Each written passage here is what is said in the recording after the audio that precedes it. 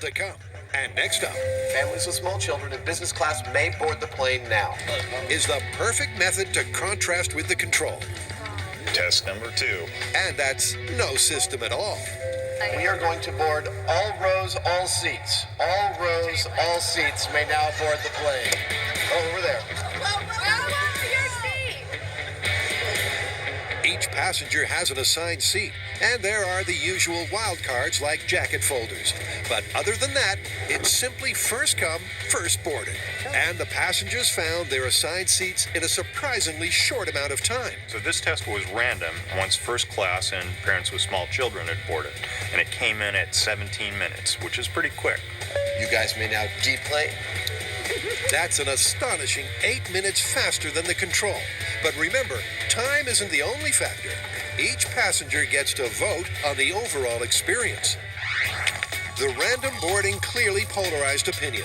But despite the significantly faster time, when the votes are tallied, it turns out it was less popular than the control. This is a stunning result. Random boarding with allocated seats was far quicker and yet a much less positive experience for the passengers. This tells me that there is definitely something to this myth. If random is so much quicker, then back to front is clearly flawed in terms of speed and efficiency. But whether there's a better method that yields a more positive passenger result, I think requires more testing. Shall we? Next up is what we call the Wilma technique. It stands for windows, middle, and aisle. Once you've boarded business class, then you load those with window seats, then the middle seats, and then the aisle. Seems pretty logical to me. Okay, we are now going to board people seated at window seats. If your ticket has a letter A or a letter F on it, you may board. All rows with letters A or F. I was a little nervous about how that was going to work out, but it seems like everyone's getting it pretty clearly. Yep, as it turns out, with some clear instructions, it's quite simple. We are now going to board middle seats. If your seat number has a letter B or E attached to it, you may now board the plane. And the result is an even quicker time. What was the time on that one, Jamie? 14 minutes, 55 seconds. Nice.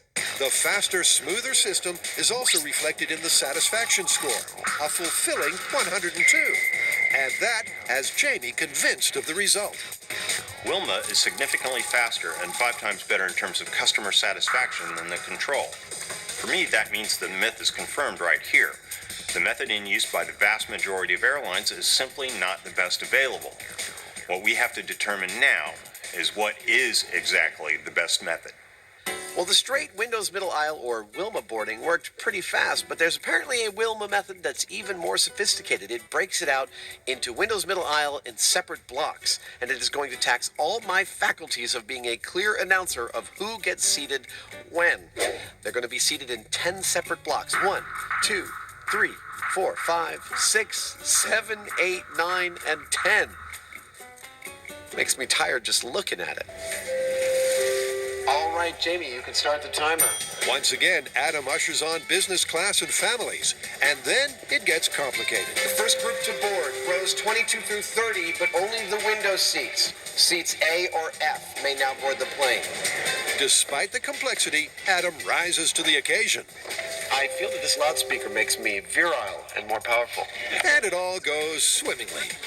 And with another fast time under their seatbelts, That's time. this myth is really taking off. I fly a heck of a lot, and I'm pretty sure that every plane I've ever gotten on has boarded the passengers in the back-to-front zone system. And we're not done testing, but we've already determined that the back-to-front zone system is pretty terrible compared to almost everything else.